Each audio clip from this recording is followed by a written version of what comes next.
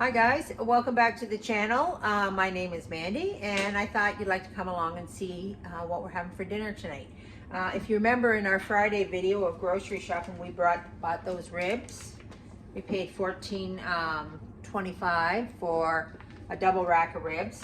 We're having that for supper tonight, and this is going to feed 7 people.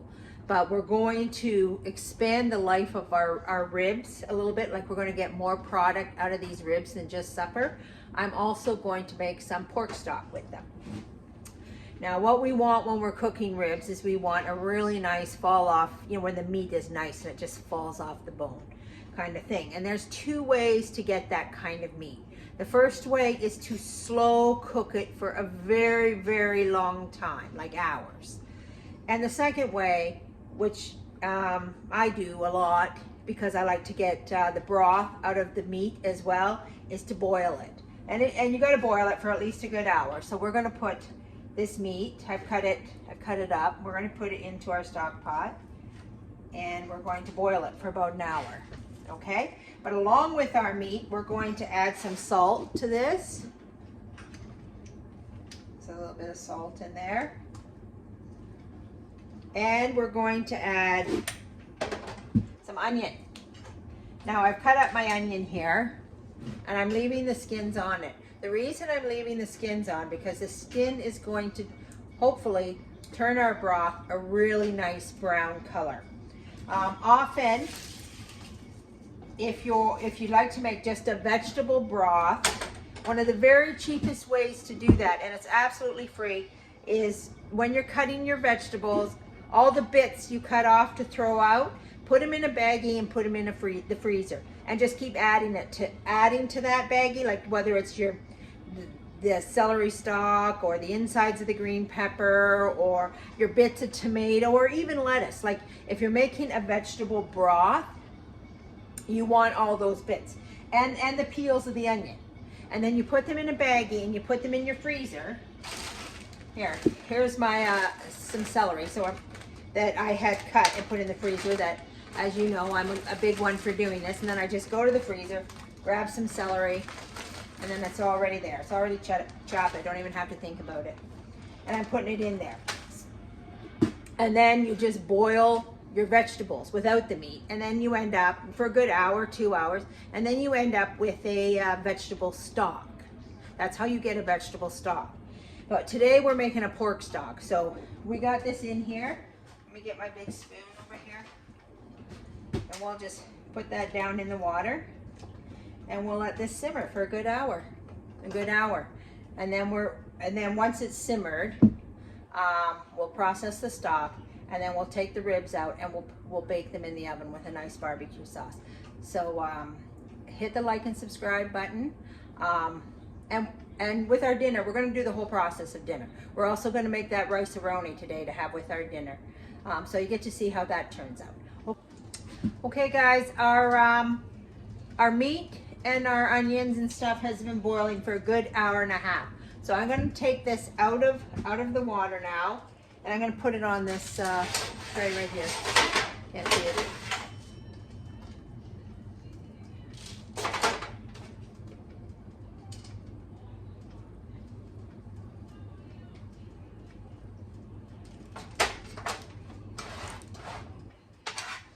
Wow, they smell incredible. Like, oh, look it, fall off the bone. Look at that, guys. It's already falling off the bone before we even get there. So now what we're going to do, we got them on this rack. I'll get rid of this onion.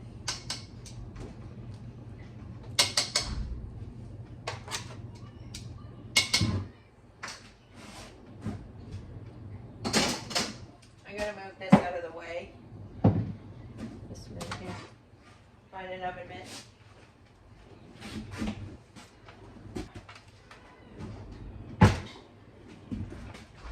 Move that out of the way. Just move this over here. Shut that off.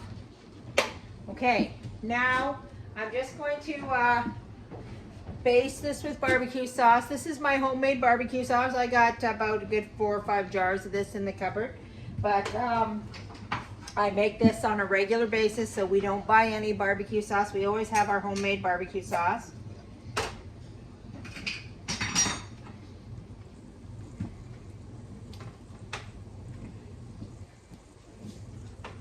Oops. I like to lather the barbecue sauce on. What?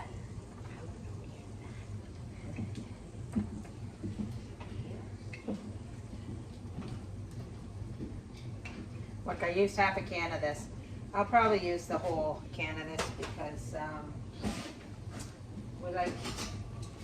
we want it nice and barbecue saucy. Let's don't flip it over here.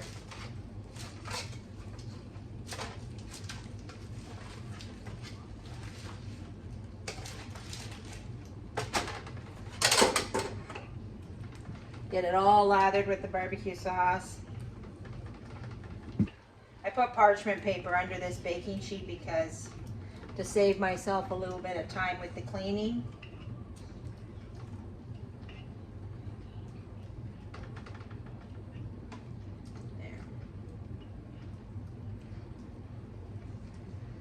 There we go. Now I'm going to turn it back over. And then we're gonna pop these in the oven. It's if it was a nice day, which it's not a nice day, it's snowing out there today, we would have maybe popped these on the barbecue and just give them a little 10-minute barbecue and they're done. They're perfect.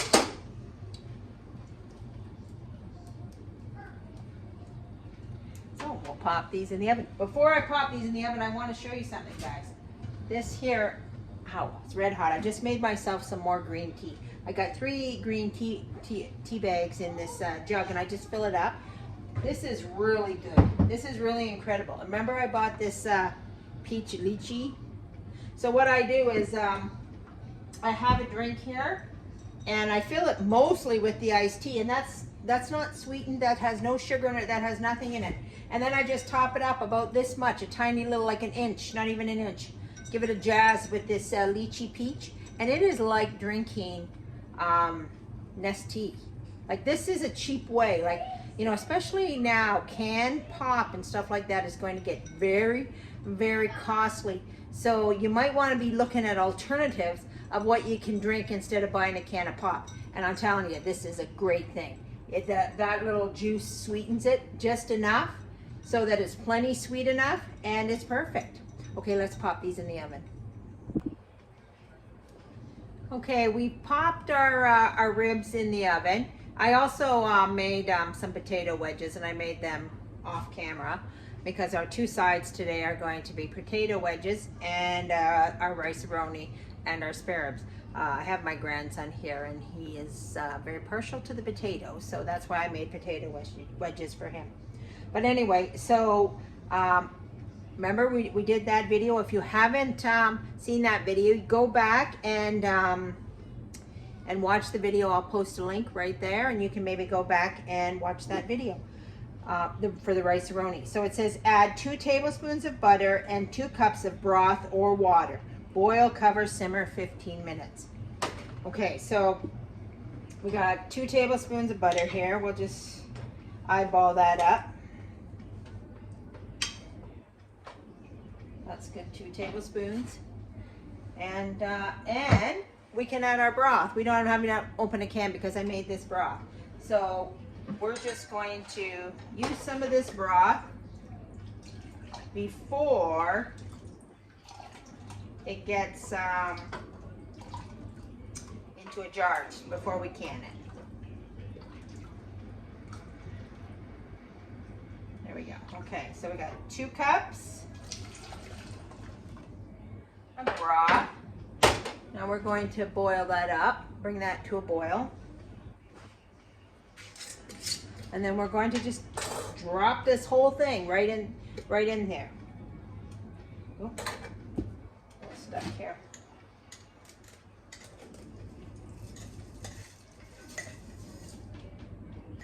There we are. And what I'm going to do is I'm going to give this jar a little bit of a clean, and then I'm going to put this aside, and I'm going to save it so that when I finished all the rice-a-roni we did, I'll make it again, and then it'll be on our shelf again. Okay? So let's give this 2 minutes, bring it to a boil, and then we'll simmer for 15 minutes.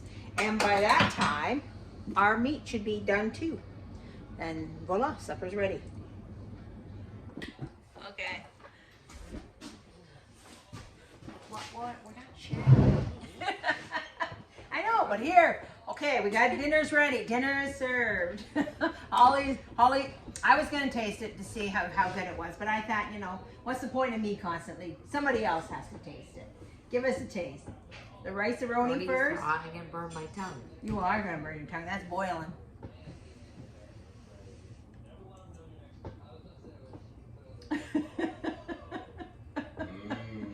Okay. Okay. She sucks. This is all we get. This is all get cut out. Okay. In my experience as a food connoisseur, although I've never actually had packaged rice-a-roni, this is really good. Now I gotta try this. Oh yeah, well, it just falls off the bone. It just eh? falls off the bone. You don't need a knife.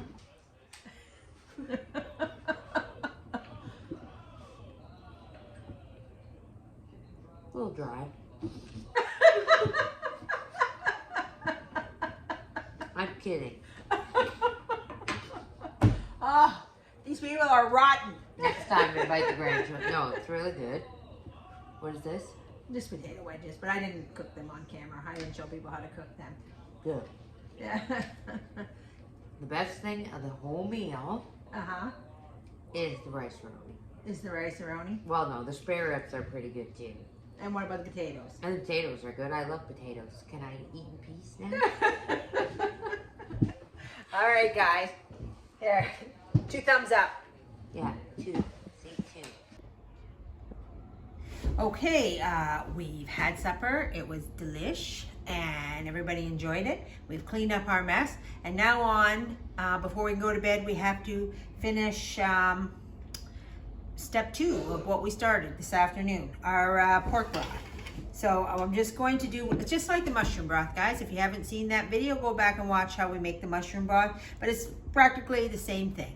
So we've got our broth in here, and I'm going to strain it through this nut cloth to get all the bits of meat out, and obviously there's onion floating around in there and celery.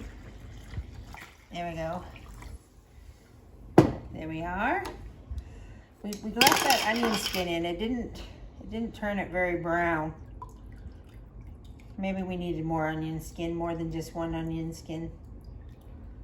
But anyway, we'll just set that in there, and we'll just fill up these. Oh shoot, dang it. Didn't want to get that wet.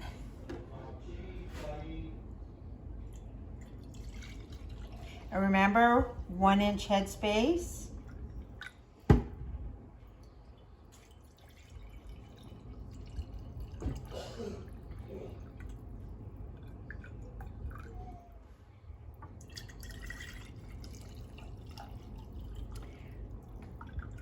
This is very low in acidity. I don't know. Is that the right word? Does anybody know? So because of that, we can't water bath can it. We have to pressure can it. Anything that usually is meat related has to be pressure canned. So. Isn't it acidity? Acidity? Thank you. Did you learn that in school, Ava? Probably, maybe, I don't know. Ava's behind the camera for me today. She didn't want to come in front and do any work. She wanted to be cameraman, so there we go. All right. I'm probably gonna have to go get more jars. Okay, so I'm just going to finish this up. I decided to make a couple of large jars. Sometimes you want more.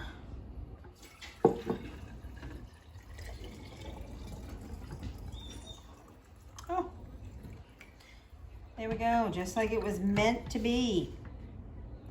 There we are. I'm just going to put a little bit of that out of there. Maybe a little bit into there too. There we go. Okay. Okay, I've got my vinegar here. And wow, that stings a little. I'm gonna have a little cut on the end of my hand. So we're just going to give these jars a wipe. Make sure we got nothing hanging around on the lid, and make sure we don't have any cuts or nicks into our jar, because it won't seal if there's. Now remember, because I'm pressure canning, I haven't sterilized these jars. I've just washed them in nice hot soapy water. And now we're, the reason why I don't bother to sterilize is because the pressure canner gets beyond hot, like hotter than hot. So, I mean, it's a sterilizing that one's a little nicked. I'm gonna substitute that. That's, the pressure canner does all the sterilizing for you. It's kind of a waste of time to sterilize it.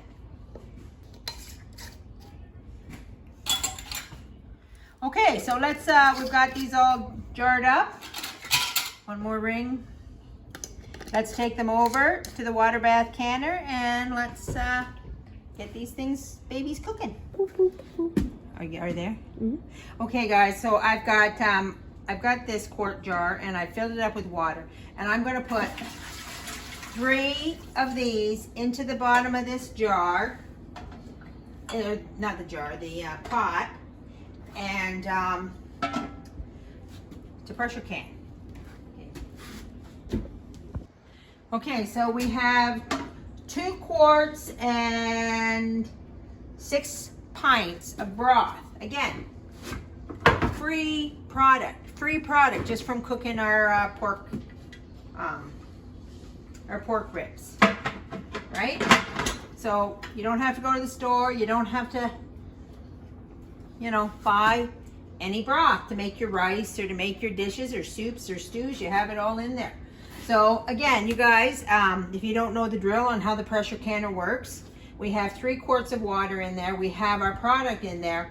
And now we have to, because my broth was only warm and my water was only warm, I have to wait for this to come to a boil.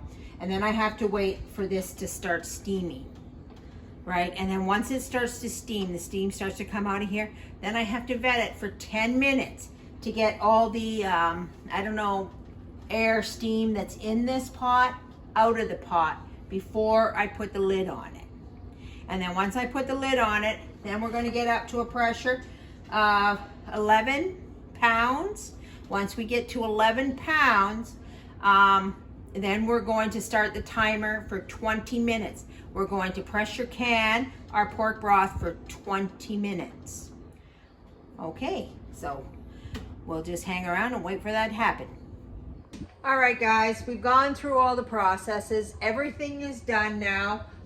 We got it up to pressure. We held it at 11 pounds for 20 minutes. And then once the 20 minutes were done, I shut off the stove and I let it decompress naturally. And then I took this off. Now we're going to open this up here and we're going to have a look. This stuff is so ridiculously hot. There we go.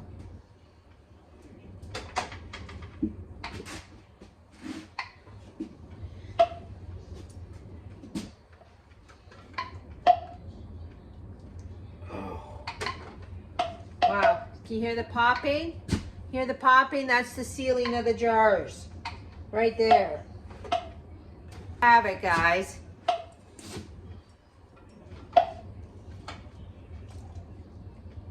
Pork broth. Free of charge. That's how you get that grocery bill down. You make the stuff that you can make. Now I know that not everybody has a pressure canner, but this is like a factory.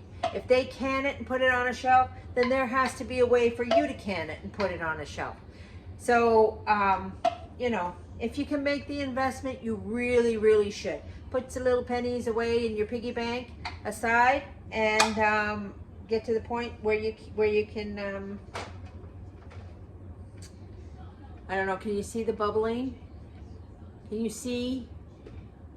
Can you see that or no? It's not really. The beans were really bubbling, but I don't know what that temperature is in there, but it is some hot, and you can't get that kind of heat out of water bath canning. That's why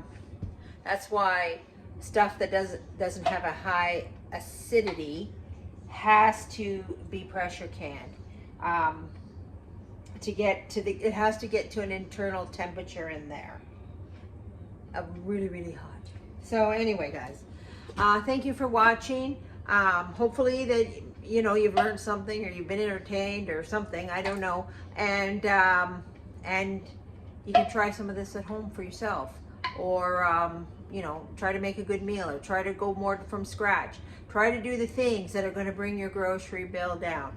If you like this video, please please subscribe, and we'll see you next grocery shopping day. Have a good day, everybody. Thanks for watching.